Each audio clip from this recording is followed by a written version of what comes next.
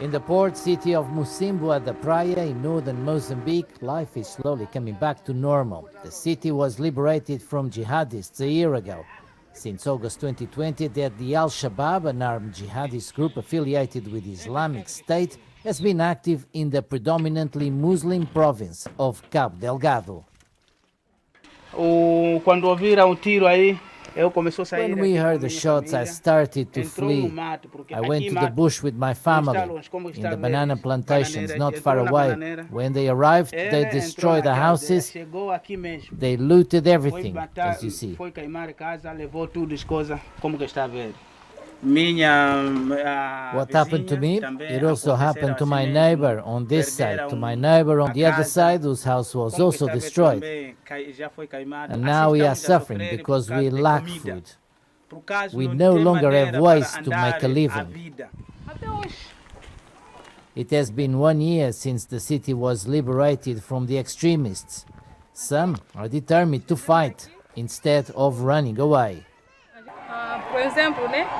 I feel safe here in Mocímboa da Praia. I'm from here. I was born here in Mocímboa da Praia. But if one day this conflict starts again in our district, I will stay here in Mocímboa da Praia.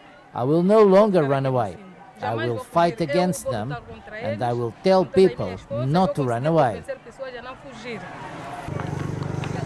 Since 2017, the al-Shabaab have been involved in fighting in the region. In 2020, the extremists finally succeeded in setting up a local base.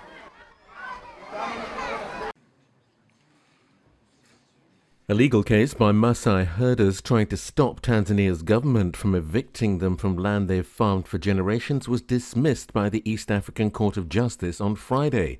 But lawyers representing the Maasai farmers say they plan to appeal the decision. We have a right to appeal in the East African Court of Justice, she says. We hope that will be our next course of action and that we will get a different judgment from what we got today. We've not given up hope, and we encourage our client not to give up because we've not completed the journey. The ruling comes amid new tensions between Maasai and authorities over the Ngorongoro district, which is being earmarked for a game reserve. The court has dismissed our case and said that it's not strong enough despite our overwhelming evidence, she says. The people that went to check the evidence are people who have sufficient knowledge about what is going on.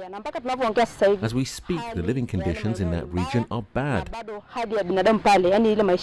Moreover, there's still continued abuse of human rights, and we will appeal this case.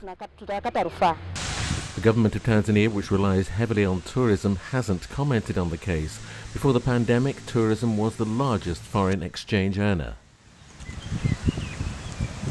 They've spent years fighting to protect the women of Somalia, and now the mother and daughter team Fartuun Adan and Ilwad Elman have won the 2022 Swedish Right Livelihood Award, considered by some as an alternative to the Nobel Peace Prize, for their courage in promoting human rights and peace in the face of the ongoing terrorism and gender-based violence in their country.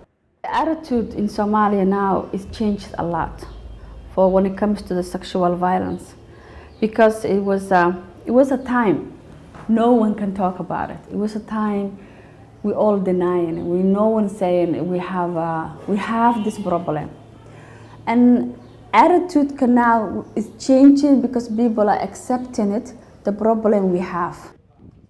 They run the Elman Peace and Human Rights Center in Mogadishu, which offers support to survivors of gender-based violence and rehabilitates former child fighters.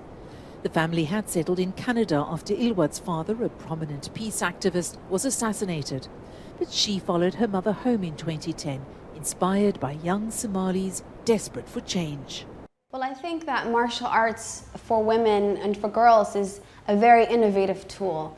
We do know that power is what's being used to rape women, and that power sometimes comes in the form of weapons, guns, but sometimes it's not even weapons that are being used against women to take that power over them. And for women to be equipped with confidence, with skills, it's something that would definitely ensure that they are better protected.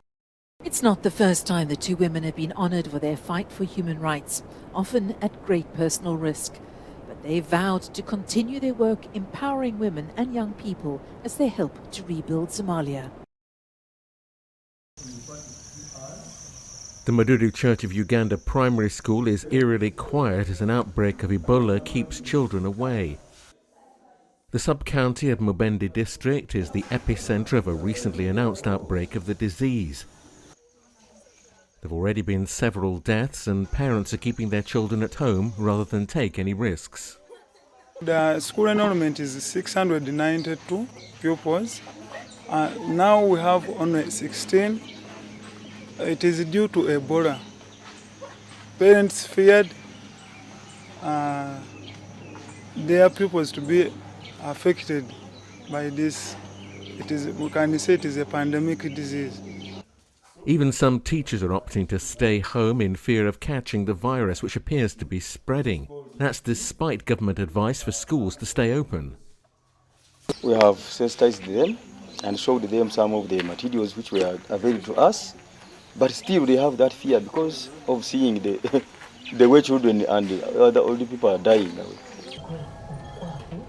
But there are concerns students of Madudu will be at a disadvantage compared to other parts of the country as they miss classes and even exams.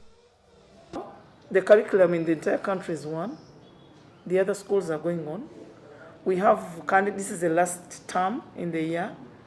They will all sit for their exams. They will not stay and they will sit another time. They are going to sit at the same time. So I would propose and appeal to our teachers and the leaders to say that we just need to step up the measures of seeing that people are not getting in direct contact with each other, but the classes and schools should continue. Authorities are encouraging schools to put extra measures in place to reassure parents. The latest outbreak of Ebola was announced on the 20th of September, and since then there have been over 35 positive cases, with many unaccounted for deaths. In Uganda, concerns are growing around the latest outbreak of Ebola that has already caused 7 deaths and 35 recorded cases. The outbreak is centered around the community of Madudu in the central district of Mubende. We are looking at the possibility and probability that actually there was an earlier spread that passed unnoticed, like it happens in all epidemics. And then the second concern is about the people who are in contact now. And these contactees have to be followed up. The authorities have already admitted that the first few days after the announcement of the outbreak were chaotic, as the district was not prepared. When the news broke, it caused stampeding everywhere, both in hospital and the communities. There was stampede and disorganization, and we started bringing in very many people to the hospital. In order to boost the efforts to curb the spread of the virus, the government announced a mobile testing facility that could help identify cases quickly. Given the way the transmission is going on and the number of patients we've been receiving, we anticipate a bigger picture because of the network of contacts which is there. And that's where the concern is. The Ugandan government's move to curb the spread of Ebola in the first few days caused anxiety among the public when suspected cases and contacts were bundled up together at the isolation center.